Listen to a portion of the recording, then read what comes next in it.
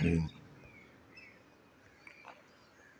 وعن علي رضي الله تعالى عنه قال قال رسول الله صلى الله عليه وسلم: إياك ودعوة المظلوم فإنما يسأل الله تعالى حقه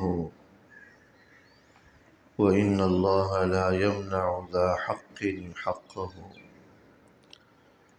حضرت علی رضی اللہ تعالیٰ عنہ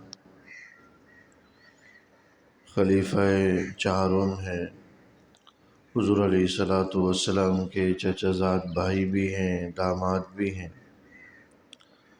بڑے فضائل مناقب کے حامل ہیں۔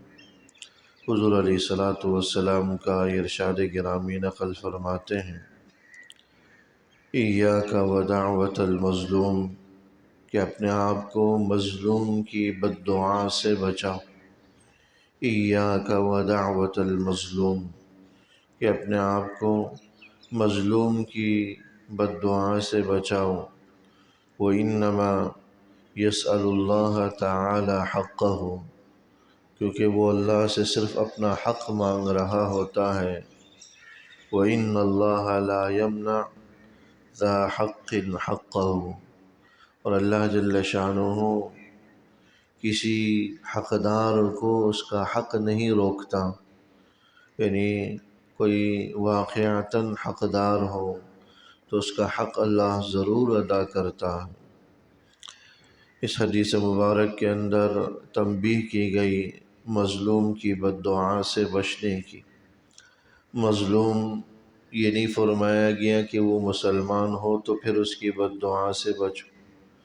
مظلوم غیر مسلم بھی ہو سکتا ہے، کوئی کافر بھی ہو سکتا ہے، کوئی فاسق فاجر بھی ہو سکتا ہے، لہذا کسی پر بھی ظلم زیادتی شرعاً جائز نہیں ہے، بھلے وہ غیر مسلم ہو، بھلے وہ فاسق فاجر گنہگار ہی کیوں نہ ہو، بھلے وہ مالدار یا غریب کیوں نہ ہو، بھلے وہ آپ کا تعلق والا ہو یا نہ ہو، آپ کی ظلم و زیادتی کو سہ لیتا ہو یا نہ سہتا ہو، بہر صورت مظلوم کی بد دعا سے بچنا چاہیے۔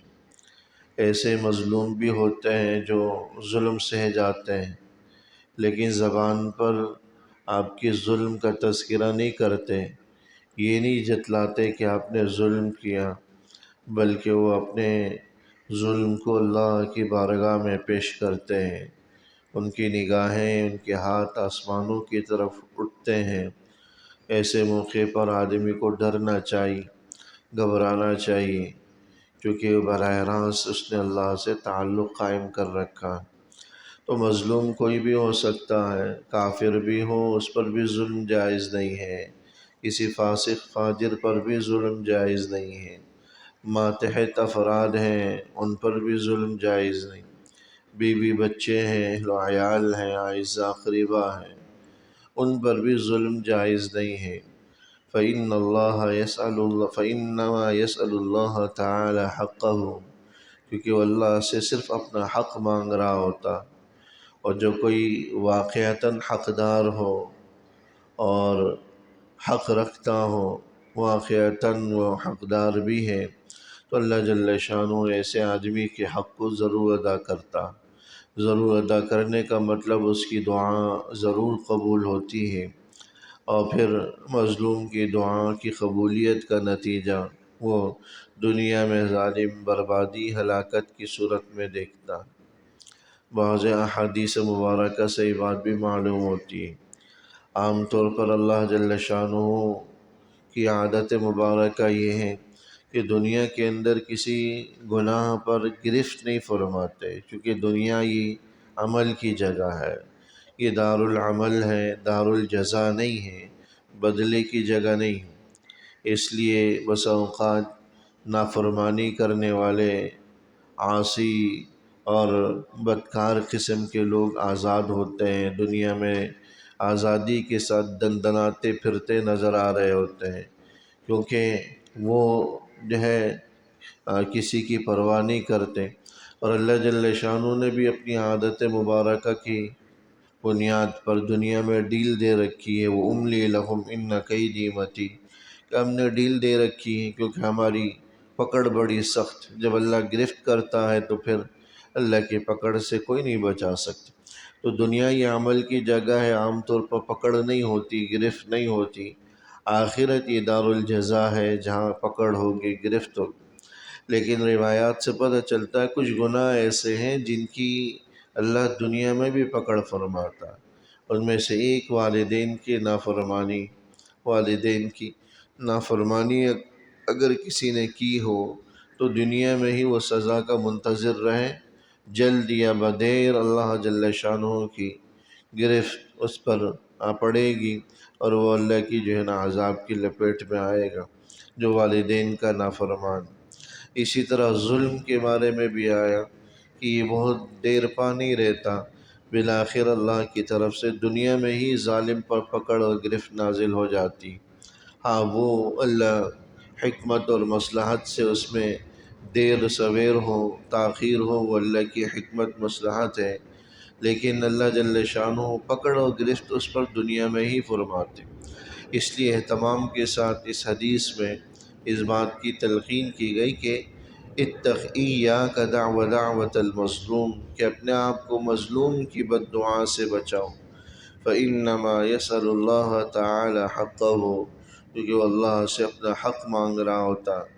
وإن اللہ لا يمنع ذا حق حقہ، اور اللہ کسی حقدار کا حق نہیں روکتا، یعنی اس کا حق ضرور ادا کرتا ہے، اور پھر مظلوم کی بد دعا کو ضرور قبول کرتا ہے، جو ظالم کے لیے ہلاکت اور بربادی کا باعث ہوتا۔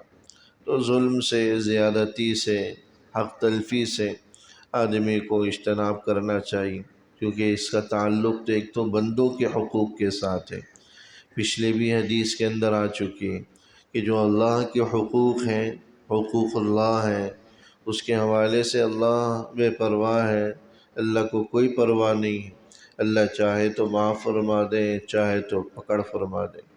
لیکن جو بندوں کے حقوق ہیں اس کو اللہ ایسے ہی معاف نہیں کرتا جب تک کہ حقدار کو اس کا حق نہ دے دیا جائے۔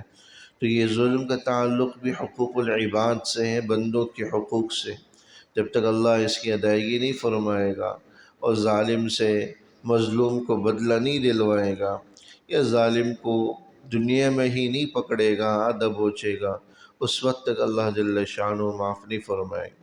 اس لیے اہتمام کے ساتھ مظلوم کی بد دعا سے بچنے کی تلقین فرمائی گئی، کہیں ایسا نہ ہو کہ اس کی بد دعا آسمانوں میں قبول ہو جائے اور آدمی کی دنیا بھی برباد ہو، آخرت بھی برباد ہو۔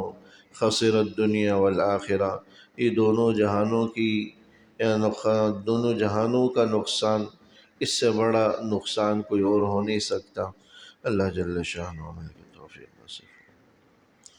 ربنا تقبل منا انك انت السميع العليم وتب علينا انك وصلى الله تعالى على خير خلقه محمد وآله وصحبه أجمعين برحمتك يا رب۔